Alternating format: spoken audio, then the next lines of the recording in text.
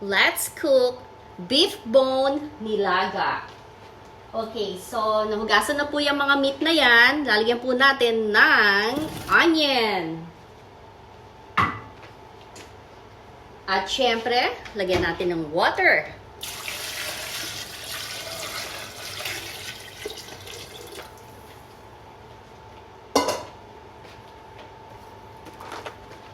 Lalagyan ko po ng star anise. Alam niyo po ba na sa nilaga, napakasarap po nitong star anise? Nagpapalasa po yan sa ating nilaga. Okay. Bulalo style, parang bulalo style po. Pero, kasi yung iba hindi talaga gumagamit ng star anise. Pero subukan nyo po, next time na magluto kayo ng nilaga, lagyan nyo po siya ng star anise. Okay, ang next po natin ay lalagyan po natin siya ng whole black peppercorns.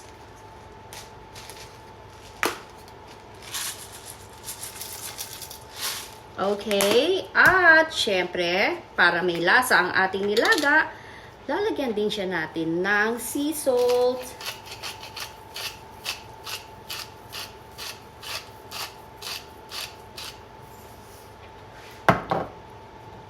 Okay, so takpan na po natin siya hanggang siya po ay kumulo at maluto. Okay, check po natin ang ating niluluto. Okay, we need to remove all the scum. Okay, ito po yung mga ganito. Kailangan po alisin po natin yan.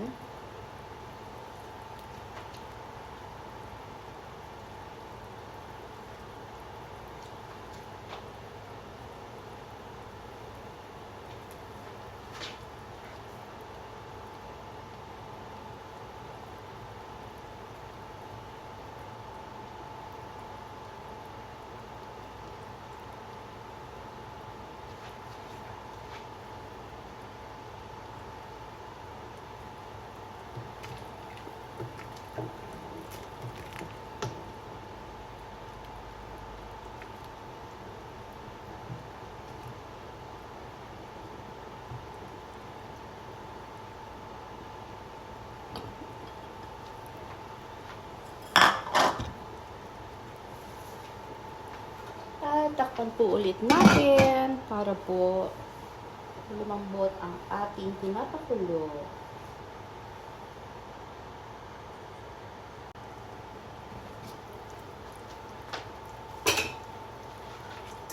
Lagyan po natin siya ng scallions.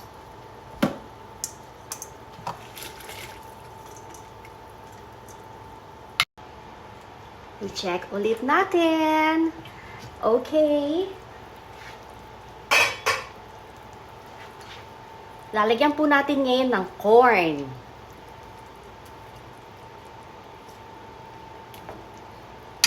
Kayo po, naglalagay din po ba kayo ng sweet corn sa inyong mga nilaga?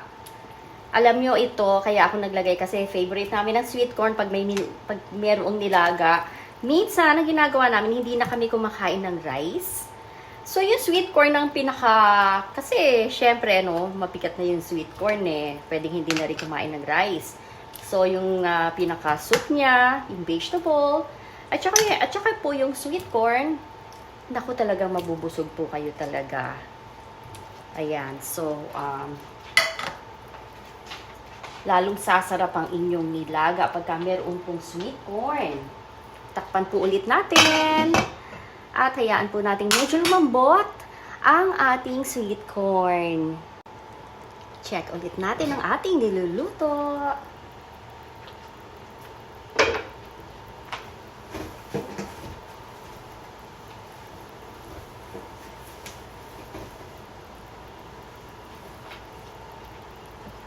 Okay, ilalagay na po natin ang ating carrots.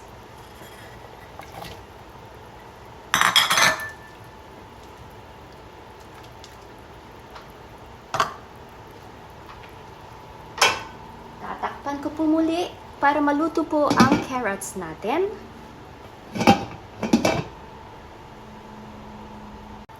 Okay, tignan natin ang ating niluluto. Wow, talagang kumukulo na siya.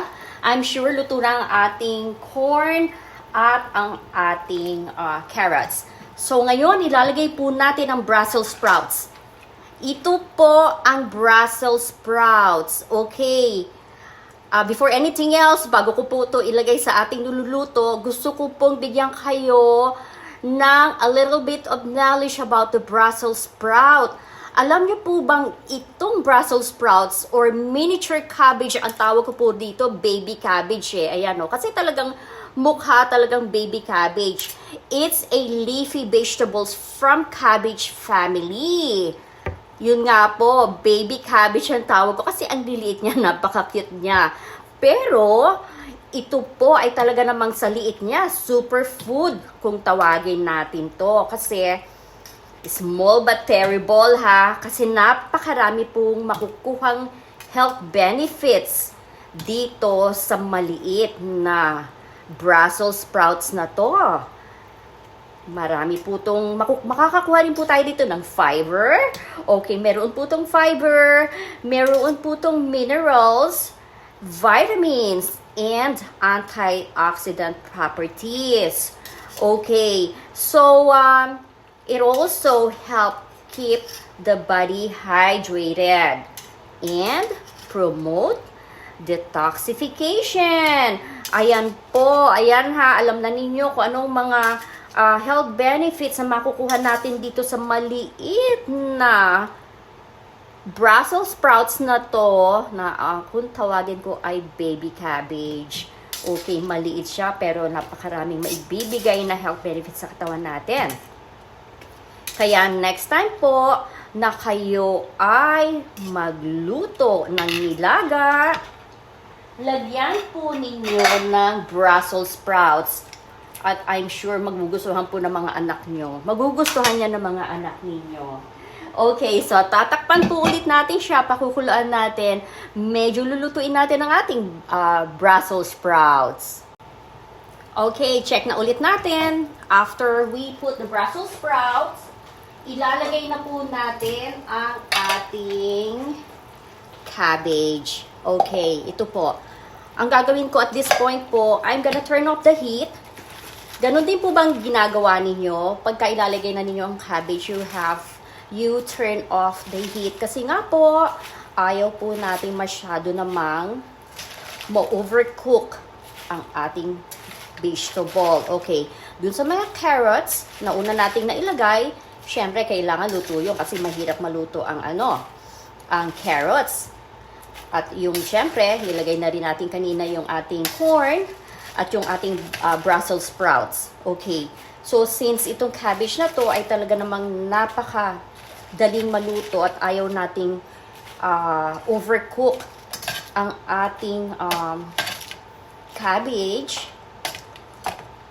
I turn off the heat. Okay. Ayan po. So, medyo ano ko lang siya, hahaluin ko para medyo po mailalim siya dun sa sabaw po natin. Ayan po.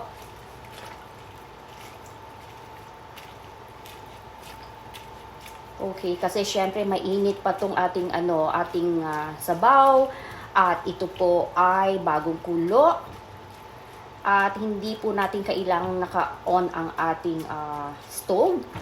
Dahil itong ganitong vegetable po, ang cabbage ay napakabilis maluto. So, tatakpan ko lang po. And, that's it. Luto na po ang ating nilaga at ipapakita ko po sa inyo. So, i-check natin. Luto na po to. Naku, napakasarap po nito. Ayan po, ang kanyang vegetable. Ayan. Ayan ang ating nilaga. Nilagang beef. Beef bones na nilaga. Naku, ang sarap po niya. Napakarami pong vegetable. Oh, very healthy. So, ito na po ang ating beef bone soup. Kompleto yan. Meron tayong sweet corn, cabbage, Brussels sprouts, carrots, and of course, ang ating beef bone. Napakasarap po talaga nito.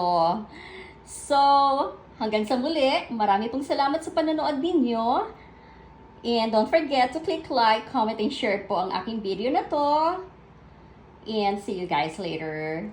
Bye!